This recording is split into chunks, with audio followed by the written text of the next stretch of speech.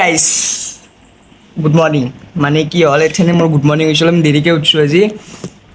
ঘুমটিৰ পৰা চকু খোলা নাছিল বৰষুণ আহিল নাপোৱা সেইকাৰণে ঘুমাই ভাল লাগিল অলপ যিয়ে নহওক কিয় আমাৰ লগত এটা আহিছে আজি আমাৰ নতুন ফেমিলি মেম্বাৰ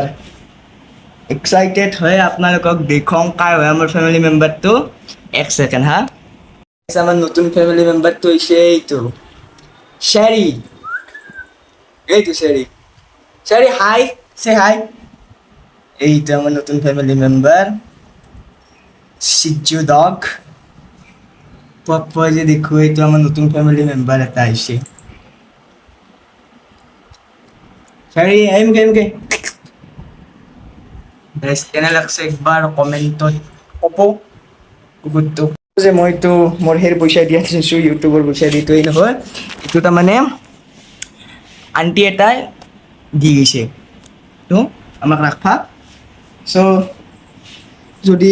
ভিডিওটো ভাল লাগিল লাইক কৰব কমেন্ট কৰব শেয়াৰ কৰব এতটুকু নেক্সট ভিডিও লগ পাম বাই বাই